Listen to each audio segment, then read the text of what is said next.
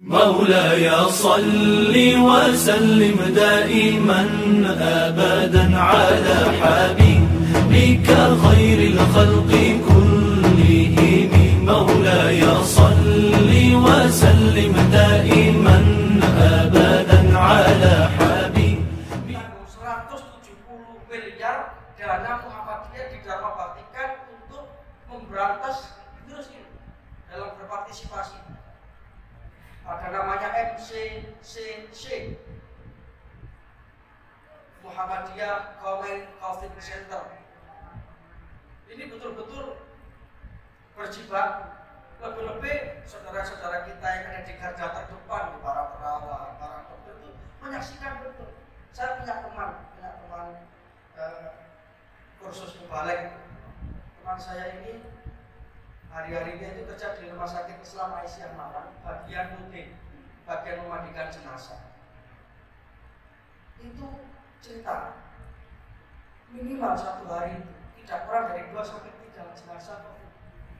Dan teman saya itu sekarang sedang isolasi mandiri karena ada indikasi kontak dengan orang yang sudah terkena itu, sehingga dia dites rapid reaktif, maka langsung di swab, tunggu hasilnya. Selama tunggu hasil itu isolasi mandiri 14 hari.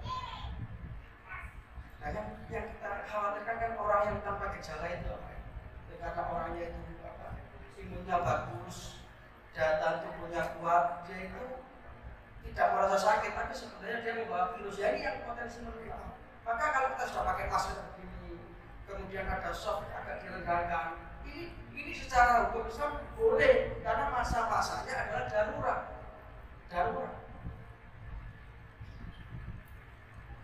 Di dalam kaidah fikih ada kaidah al-hajatu qad tanzilu manzilatat darurat. Ad-daruratu tubihul mahdurat. Ma ubiha lid-darurati biqadar biqadariha. Jadi situasi darurat ini bisa membolehkan sesuatu yang sebenarnya tidak boleh. Maka kita tidak usah ragu-ragu, ya apa ini Sofit direkano biasanya rapat amal dengan setan. Ya dalam situasi normal. Dulu kan perhatikan nih, sekelas ibadah haji saja yang paling penting, ibadah haji nunggunya 26 tahun, biayanya puluhan juta. Itu saja dilem. Ini menunjukkan Islam adalah agama yang mempunyai maqasid syariah. Yang utama adalah hifdzun nafs, menjaga keselamatan jiwa ini penting.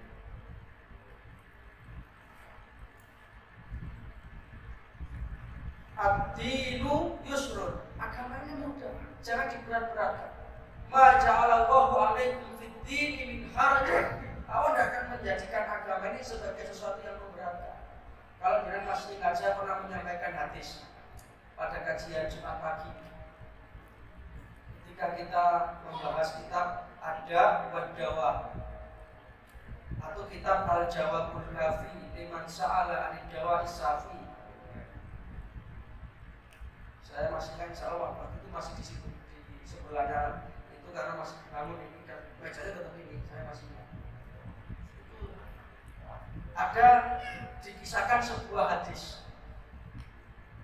Bagaimana orang itu kalau tidak pakai dasar ilmu, kemudian dijadikan hujah di dalam beragama, justru akan malah menyulitkan, bahkan membahayakan.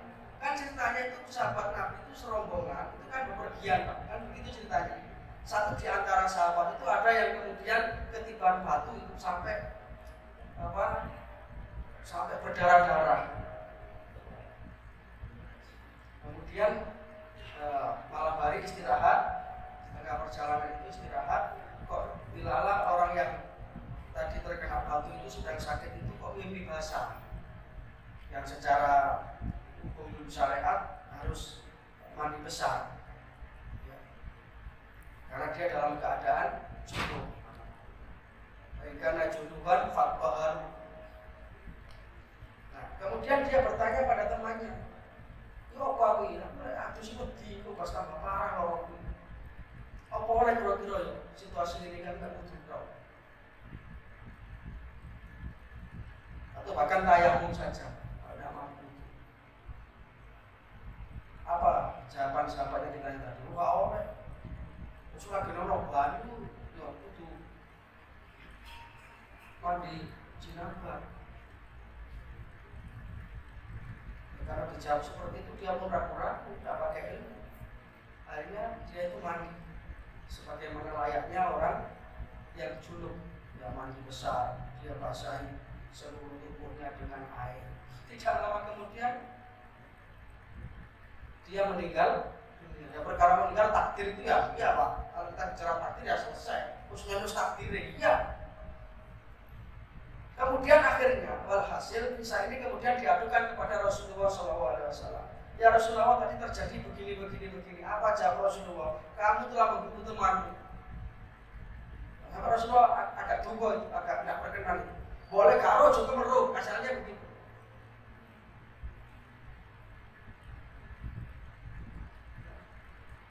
Jadi sama dalam mensikapi apa itu virus itu, virus tidak akan di masjid. Nah kalau begitu masjid dilarang, mana mungkin dilarang. Sekarang masjid yang punya nilai lebih itu hanya 3 di dunia. Masjidil Haram, Masjid Nabawi di Madinah, dan Masjidil Aqsa di Palestina.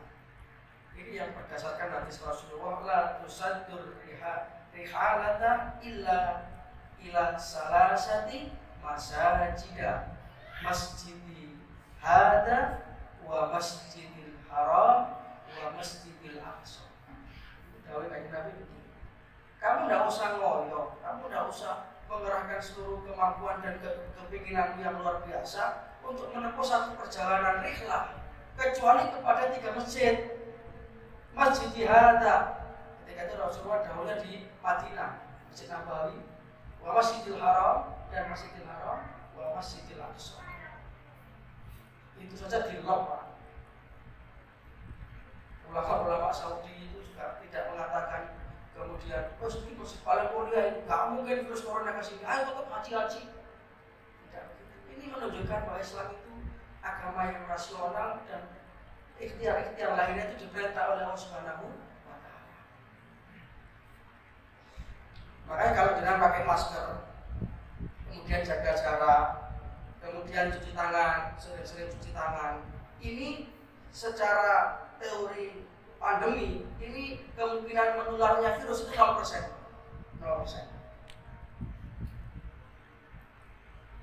Karena virus itu droplet akan bisa tersebar ya lewat apa itu? Lewat percikan air apa?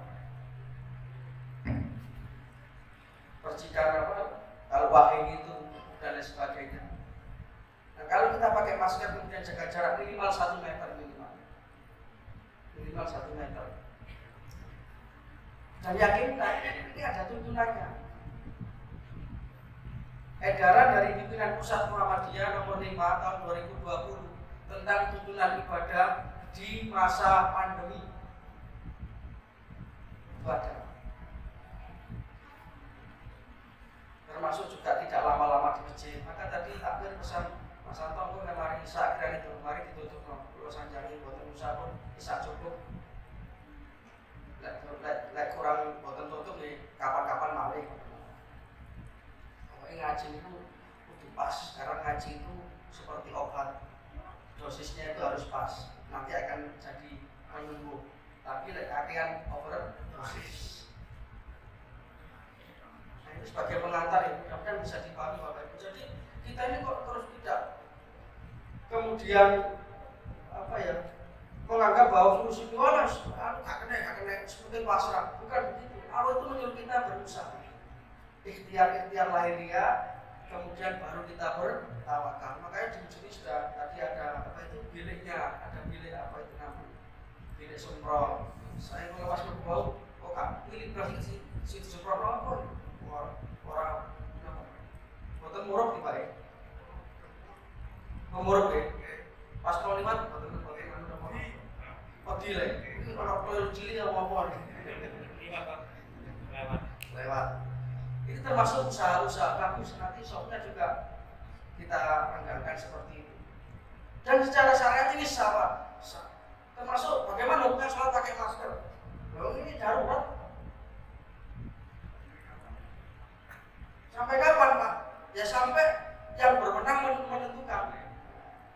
Makanya sikap kita selalu menunggu dari pimpinan pusat. Karena pimpinan pusat ini selalu koordinasi dengan Puskesmas. Karena virus ini tidak akan mati sampai selamanya. Kalau prediksi saya, nanti virus ini lama-lama kita itu akan teredukasi sendiri seperti flu ini.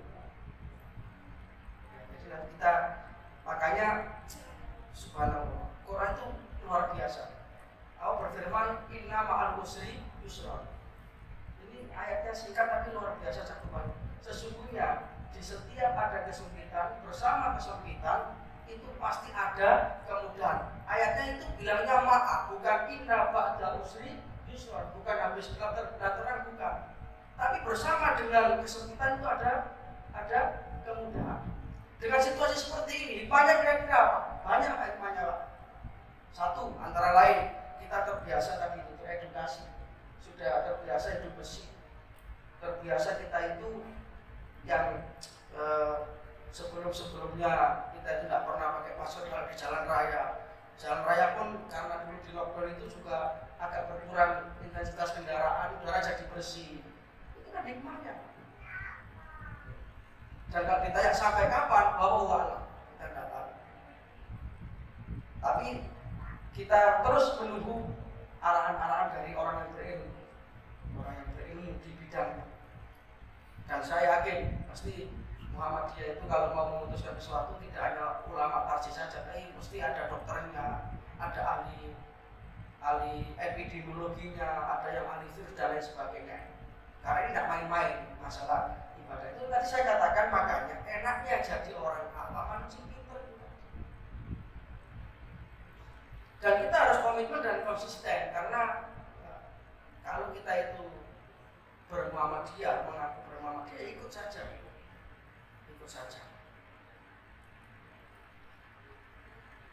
Mungkin itu Pak. Kalau kita sampai kapan enggak ada yang tahu karena wallahu a'lam. Karena ini apa yang namanya virus corona ini juga makhluknya Allah. Kita yang penting di luar, yang penting kita berjaga-jaga, berhati-hati, protokol kesehatan kita patuhi, ikhtiar-ikhtiar lahiriah kita ikuti. Sambil juga kemudian bermohon mudah-mudahan kita, keluarga kita, saudara-saudara kita jamaah diselamatkan oleh Allah Subhanahu wa ta'ala. Demikian. Mungkin ini sebagai pengantar awal kita masuk pada materi kajian kita tentang bulan Muharram. Sekarang ini kita sudah masuk Muharram 1442 Hijriah. Dari Kamis kemarin, hari Kamis itu masuk 1 Muharram, terjadi pergantian tahun. Muharram ini adalah termasuk satu di antara bulan-bulan yang dimuliakan oleh Allah. Dan kita sebagai umat Islam dengan adanya momentum pergantian tahun ini harus mulai mulai mendekati kembali bulan atau penanggalan Islam ini.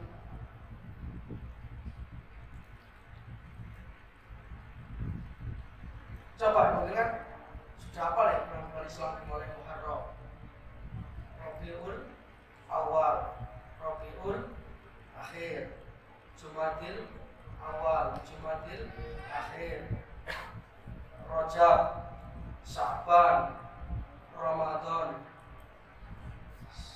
Syawal, terus kurang nih, Muharram, Syafar, Rabiul Awal, Rabiul Akhir, Jumadil Awal, Jumadil Akhir, Rajab, Sya'ban, Ramadan, Syawal, Dzulqa'dah,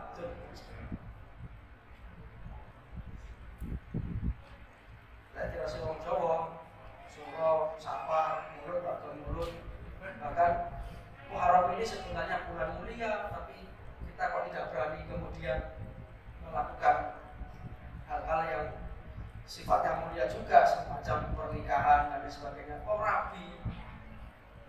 nek Muharram niki, sura-sura niki niku prei Pak, pemati.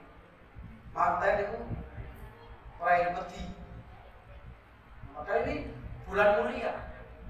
Nanti akan kita bahas kemuliaan Ramadan. Tapi kalau besar atau Dzulhijjah itu rame-rame nih manten. Sehingga kita niki pegawai kawar atau ngambil. Tapi kalau Dzulhijjah itu sedina bisa 5 sampai 10 manten. Padahal bulan Muharram ini adalah termasuk bulan yang dimuliakan oleh Allah Subhanahu wa taala. Di dalam Al-Qur'an surat At-Taubah ayat 36 Allah Subhanahu wa taala berfirman, "A'udzubillahi minasyaitonir rajim. Inna iddatas syuhuri 'indallahi 12 syahra fi kitabillahi yauma khalaqas samawati wal arda minha arba'atun hurum. Dzalika ad-dinul qayyim fala tadlimu fihinna anfusakum wa qatilul musyrikina kaffatan kama yuqatilunakum kaffah wa'lamu anna Allaha ma'al muttaqin."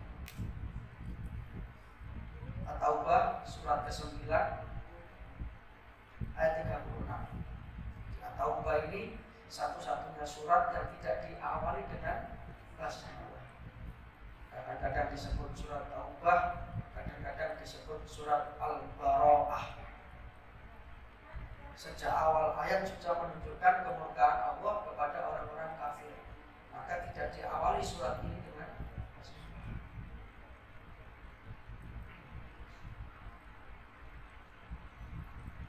Nah, di ayat 36 Allah menjelaskan, inna iddatas syuhur, sesungguhnya jumlah bulan dalam satu tahun, indallahi 12 syahran, di sisi Allah itu adalah 12 bulan. Yauma khalaqas samawati wal ardh, dan ini sudah menjadi ketetapan Allah pada waktu Allah Ta'ala menciptakan langit dan bumi. Jadi yang namanya satu tahun terdiri dari 12 bulan itu bukan sejak 2020 tahun yang lalu, Pak. Bukan. Tetapi yauma khalaqas samawati wal ardh, sejak Allah Ta'ala menciptakan langit dan bumi itu sudah ditentukan bahwa hitungan tahun itu terdiri dari satu tahun sama dengan 12 bulan. Minha arba'atun hurum, yang diantara 12 bulan itu ada bulan yang dimuliakan oleh Allah. Ada 4 bulan yang dimuliakan oleh Allah.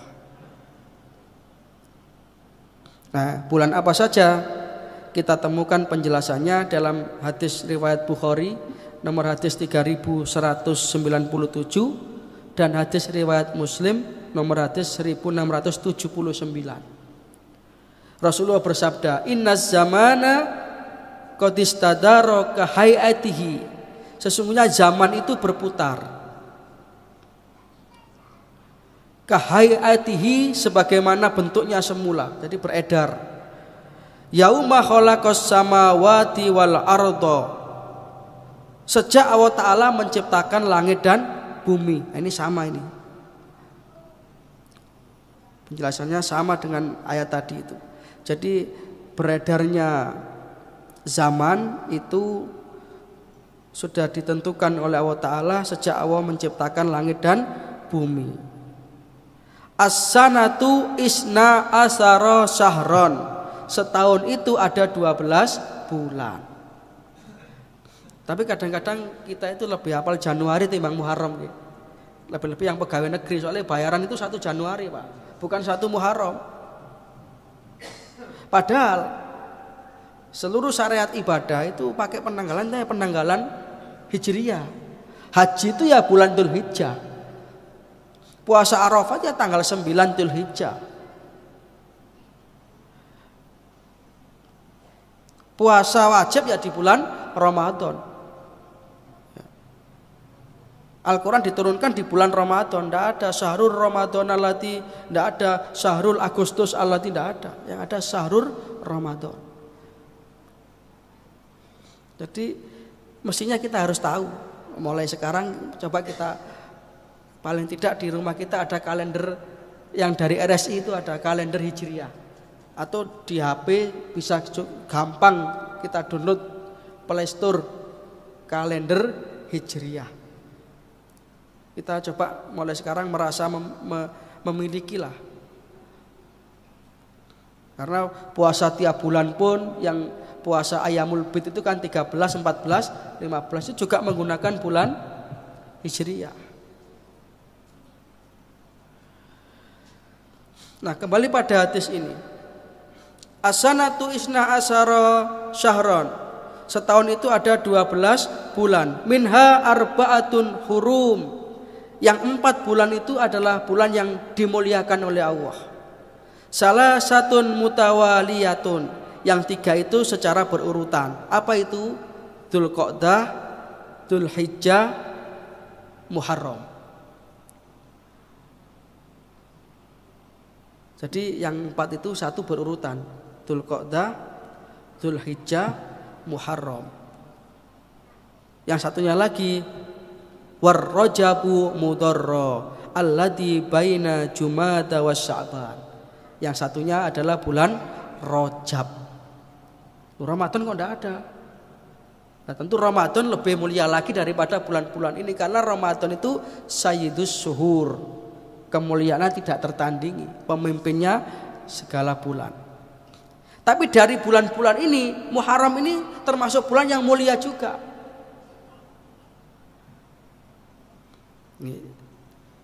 Dzul Qa'dah, Dzulhijjah, Muharram, Rajab. Itu terdapat di dalam surat Taubah ayat 36. Termasuk arba'atun hurum. Nah, kemuliaan Ramadan ini sampai-sampai karena demikian Muharram ya, mohon maaf, Muharram ini. Sampai-sampai karena demikian mulianya bulan Muharram ini itu disebut dengan Syahrullah, bulannya Allah. Jadi sesuatu itu kalau sudah disebut miliknya Allah, kayak Ka'bah itu kan Baitullah, itu menunjukkan kemuliaannya. Ini bisa kita lihat dari hadis riwayat Muslim. Rasulullah bersabda, afdhalus siyami ba'da Ramadan syahrullahil Muharram. Puasa yang paling utama setelah puasa Ramadan itu adalah puasa pada bulan Allah, yaitu bulan Muharram. Wa afdhalus sholati ba'dal faridah sholatul lail. Dan sholat yang paling utama sesudah sholat wajib adalah sholatul lail. Jadi Rasulullah membahasakan Muharram ini dengan Syahrullah. Afdhalus siyam ba'da Ramadan Syahrullahil Muharram. Jadi puasa Muharram itu luar biasa. Kapan puasanya? Nanti kita bahas nih. Jadi puasa di bulan Muharram ini, Rasulullah itu awalnya puasa pada tanggal 10 Muharram, sehingga kemudian disebut dengan puasa Asyura. Karena memang salah satu di antara keistimewaan Muharram ini adalah dikatakan bahwa Muharram ini adalah bulan kemenangan para nabi-nabi. Ya, bulan kemenangan para nabi-nabi. Allah Subhanahu wa taala menyelamatkan Nabi Nuh alaihissalam dari banjir bandang yang menghabiskan seluruh manusia ketika itu. Hanya orang-orang yang ikut perahu saja yang selamat. Ini konon terjadi pada bulan Muharram. Kemudian Allah Subhanahu wa taala menyelamatkan Nabi Ibrahim alaihissalam dari kobaran apinya Namrud. Itu juga bulan Muharram. Kemudian Allah Subhanahu wa taala menyelamatkan Nabi Musa alaihissalam dari kejaran Fir'aun itu juga pada bulan Muharram ini. Maka nanti di sini ada orang-orang Yahudi pun ketika itu berpuasa pada tanggal 10 Muharram karena merayakan hari kemenangannya Bani Israel. Tapi Yahudi biyen loh nih Pak. Yahudi biyen, bukan Yahudi sekarang. Nah, maka kalau kita membaca surat Al-Fajr, ya, surat Al-Fajr, wal fajri walayalin asr, 10 hari itu yang dimaksud 10 hari pertama di bulan Muharram. Ini pendapatnya Ibnu Jarir At-Tabari. Jadi yang dimaksud layalin asr 10 hari ini adalah 10 hari pertama bulan Muharram. Sedangkan sahabat Ibnu Abbas, Mujahid, Ibnu Zubair itu mengatakan 10 pertama bulan Dzulhijjah. Kemudian Ibnu Katsir berpendapat 10 pertama bulan Ramadan. Ini pendapat-pendapat ulama. Tapi Muharram masuk bulan yang diutamakan. Nah, berpuasa di bulan Muharram ini awalnya tadi 10 Muharram. Tapi kemudian Nabi diberitahu bahwa 10 Muharram itu adalah hari kemenangannya orang Yahudi. Maka Rasulullah mengatakan, ya kalau gitu untuk menyelisih Yahudi tahun depan kita puasanya tanggal 9. Tanggal 9 Muharram. Tapi kemudian Rasulullah itu belum sempat berpuasa, beliau wafat. Sehingga dari kisah ini kemudian dirumuskan ada 3 cara puasa di bulan Muharram. Kalau yang mau berpuasa 3 hari ya tanggal 9, 10 dan 11. Kalau 2 hari bisa 9, 10. 9 ini namanya puasa Tasu'a. Yang 10 ini Asyuranya, atau bisa 10, 11. Kalau memang terpaksanya puasa 1 hari, boleh puasa tanggal 10 saja. Yang insya Allah 10 Muharram tahun ini jatuhnya hari Sabtu. Berarti yang bisa puasanya Jumat, Sabtu, Ahad, ya, atau Jumat dan Sabtu, atau Sabtu dan Ahad. Monggo yang mana yang jenengan merasa mampu. Tapi yang jelas yang penting jangan sampai tidak puasa babar belas eman-eman. Mudah-mudahan kita diberi kekuatan nanti insya Allah. Ya. Karena Rasulullah itu di dalam hadis ini ya tidak pernah terlihat mempersiapkan puasa itu seperti beliau mempersiapkan puasa Muharram ini. Jadi Rasulullah itu betul-betul istilahnya itu apa ya? Betul-betul diugemi. Ya. Yang fadilahnya adalah yukaffiru sanatan madiyatan. Menghapus dosa 1 tahun yang lalu. Kemudian muncul pertanyaan, kemarin bulan Dzulhijjah puasa Arafah itu katanya juga menghapus dosa 1 tahun yang lalu. Lagi dihapus mana? Kan puasa Arafah kan begitu, saumu yaumu Arafah yukaffiru sanatan madiyatan wal baqiyatan. Itu kalau Arafah. Puasa pada hari Arafah itu akan menghapus dosa 1 tahun ke belakang dan 1 tahun ke depan. Kalau puasa Muharram ini akan menghapus dosa 1 tahun ke depan dengan catatan puasa kita diterima Allah. Nah, kalau ada pertanyaan begitu bagaimana? Lah saiki lek wis wingi Dzulhijjah poso wis dihapus. Lah saiki kok dihapus mana kan kemarin sudah terhapus dosanya. Kalau ada yang bertanya begitu, jadi jawabannya setiap kebaikan yang dilakukan oleh seseorang Kalau kebaikan itu dilakukan dengan niatan ikhlas karena Allah Subhanahu wa taala, artinya amalnya itu sampai, maka kebaikan itu akan bisa menghapus dosa. Kalau orang itu sudah terhapus dosanya masih melakukan kebaikan, maka kebaikan itu akan bisa mengangkat derajat orang tersebut. Nah, ini jawabannya kayak begitu. Jadi langsung harus dihapus, iya berarti itu akan menaikkan derajat orang yang melakukan puasa tersebut. Nah, ini hadisnya ini. Hadis dari Abi Qatadah. Wa an Abi Qatadah qala Rasulullah sallallahu alaihi wasallam, siyamu yaumi asyura ahtasibu 'ala Allahi ay yukaffira as-sanatal lati qablahu. Puasa pada tanggal 10 Muharram, aku berharap kepada Allah akan menghapus dosa setahun yang lalu.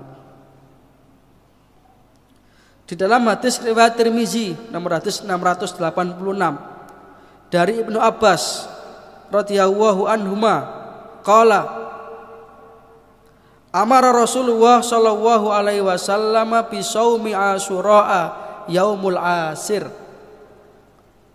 Ibnu Abbas ini anaknya Abbas, pamannya Rasulullah. Tadi kalian Nabi pernah napa niku?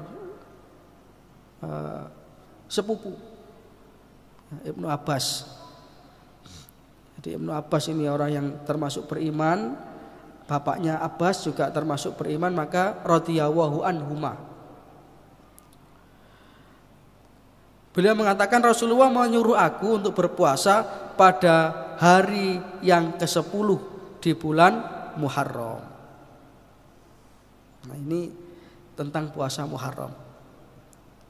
Makanya sekali lagi kita berharap, kita berdoa, kita bermohon kepada Allah Ta'ala, mudah-mudahan nanti kita bisa menjalankannya. Ya minimal hari Sabtunya, minimal. Kalau jenengan memang sudah ahli puasa Senin Kamis, insya Allah ya 3 hari bisa.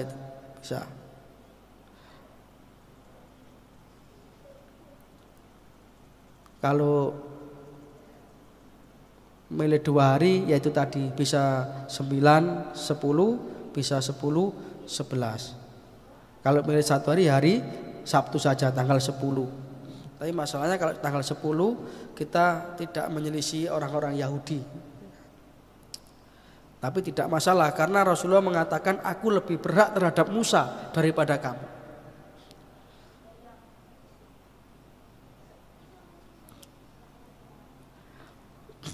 Nah, sekarang latar belakang puasa 10 Muharram ini.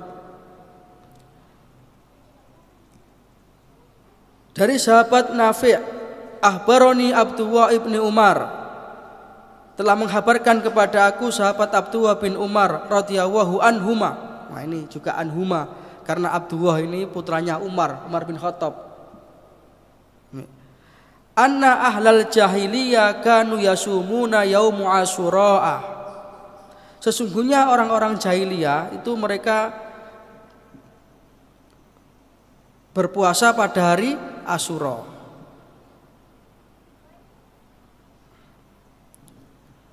Wa anna Rasulullah sallallahu alaihi wasallam shamahu wal muslimuna qabla ay yuftarada Ramadana falam afturida Ramadan qala Rasulullah sallallahu alaihi wasallam inna asyura yaumun min ayyamillah faman syaa shamahu wa man syaa tarakahu.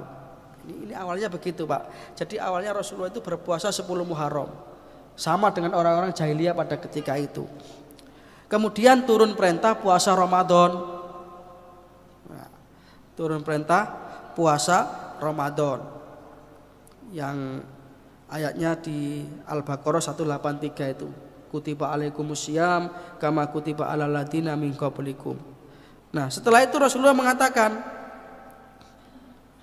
anna yaumu asyura min ayyamillah. Asyura ini termasuk hari-harinya Allah. Maka sekarang setelah Ramadan turun perintah puasa untuk Asyura, kamu siapa yang ingin berpuasa silahkan, maka siapa yang ingin meninggalkan juga tidak apa-apa. Jadi kemudian hukumnya berubah dari awalnya wajib kemudian menjadi sunnah.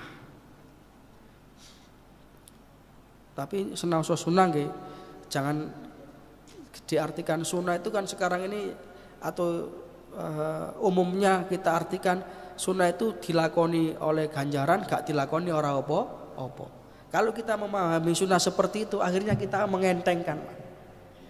Mestinya kita ubah. Apa sunnah itu? Sunnah itu adalah pekerjaan yang kalau kita kerjakan dapat pahala, kalau kita tinggalkan eman. Nah, ono emane ngoten. Ya, walaupun tetap tidak wajib, sunnah tidak akan menduduki hukum wajib, tidak akan. Tetapi apa nggih? Semangat kita untuk melakukan sunnah ini jangan disepelekan itu loh, Pak. Karena orang itu akan bisa menjadi walinya Allah, orang yang dekat dengan Allah karena gemar melakukan amal sunnah, karena ada hadisnya itu.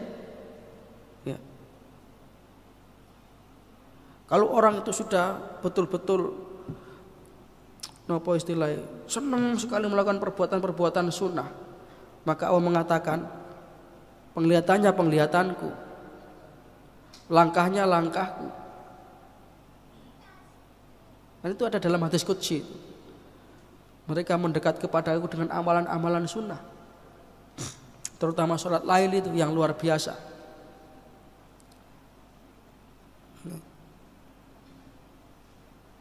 Kalau Lailatul Qadar itu yang turun malaikat, Pak. Tanazzalul malaikatu warruhu. Tapi kalau sholat malam yang turun Allah sendiri. Apa hebat itu? Yang zinu Rabbuna. Begitu kan hadis kuncinya itu. Insya Allah ini ada dalam hadis arba'in kalau tidak salah, ada dalam hadis arba'in. Yang zinu Rabbuna tabaraka wa ta'ala kulla lailatin ila sama'id dunya. Allah sendiri turun. Itu amalan sunnah, maka jangan sepelekan sunnah, Pak. Sunnah niku sakjane nggih kadang-kadang napa nggih gampang tapi diabaikan, mengabaikan sunnah eman-eman. Coba kalau kita napa? Bangun tidur. Begitu kita melek langsung alhamdulillahilladzi ahyana ba'dama amatana wa ilaihin nusur. Sudah dicatat satu pahala kebaikan. Bahkan kalau sebelum tidurnya kita bismika Allahumma amutu wa ahya, kita baca qul falaq nas itu, kita baca dua ayat terakhir suratul Baqarah, kemudian kita tertidur. Selama tidur sampai bangun kita dihitung pahala beribadah kepada Allah.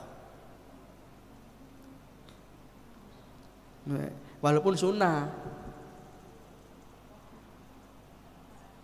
Ya kayak puasa apa? Muharram nih. Puasa 1 hari menghapus dosa 1 tahun. Ini lek cara ekonomi kan barang ning kulaane murah dodole larang. Dan ini hadisnya sahih. Maka mari kita dalam momentum Muharram ini yang di dalamnya ada momentum hijrah atau pindah, kita pindah mindset kita, pola pikir kita. Yang kemarin-kemarin kita itu meremehkan sunnah, kita ya mulailah sunnah-sunnah Rasulullah. Kadang-kadang yang sunnah aja belum semua dilakoni, yang bid'ah malah dikerjakan. Nah ini nanti akan menjadi orang yang merugi. Dalam surat Kahf itu kan ada itu. Qul hal nunabbiukum bil akhsarina a'mala alladzina dhalla sa'yuhum fil hayatid dunya wa hum yahsabuna annahum yuhsinuna sun'a. Kemudian hadis dari Ibnu Abbas radhiyallahu anhu maqala qadiman nabiyul al-Madinah fara al-yahuda tasumu yaumul asyura.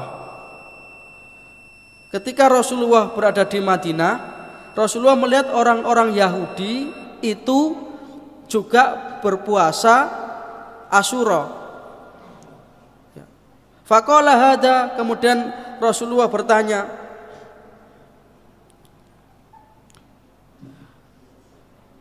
kepada mereka, kenapa kalian kok berpuasa? Kok sama dengan apa yang aku lakukan? 10 Muharram itu berpuasa. Mereka menjawab, hada yaumun najawwahu bani Israila min aduwihim fasamahu Musa. Pada hari ini adalah hari di mana Allah Ta'ala menyelamatkan Bani Israel dan Nabi Musa dari kejaran Fir'aun. Maka untuk merayakannya aku berpuasa. Maka inilah kemudian hadis Rasulullah mengatakan, kalau gitu kita tahun depan berpuasa tanggal 9-nya untuk menyelisihi orang-orang Yahudi. Sehingga dengan demikian kita akhiri kajian kita pada malam hari ini. Mudah-mudahan ada manfaatnya. Mudah-mudahan kita senantiasa mendapatkan taufik dan hidayah, amal ilmu rezeki yang barokah. Mudah-mudahan Allah selamatkan keluarga kita, saudara-saudara kita jamaah dari wabah ini, dan pandemi ini mudah-mudahan segera berlalu, segera diangkat oleh Subhanahu wa taala sehingga kehidupan kita bisa normal kembali. Allah Subhanahu wa taala sakinahkan keluarga kita, soleh-solihahkan anak-anak kita, dan akhirnya kita kembali kepada Allah taala dengan membawa iman Islam husnul khotimah. Kita tutup dengan doa. A'udzubillahi minasyaitonirrajim. Bismillahirrahmanirrahim. Allahumma sholli wa sallim wa barik ala nabiyyina Muhammadin wa ala alihi wa sahbihi ajmain. Allahumma khtim lana bil iman, Allahumma khtim lana bil Islam, Allahumma khtim lana bi husnil khatimah. Rabbana atina min ladunka rahmah wa hayyi lana min amrina rasyada. Allahumma anfa'na bima 'allamtana wa 'allimna ma yanfa'una warzuqna 'uluman tanfa'una bi rahmatika ya arhamar rahimin. Rabbana atina fid dunya hasanah wa fil akhirati hasanah wa qina adzabannar. Subhana rabbika rabbil izzati amma yasifun. Salamun alal mursalin. Alhamdulillahi rabbil alamin. Terima kasih, mohon maaf. Assalamualaikum warahmatullahi wabarakatuh. Ala habibika khairil khalqi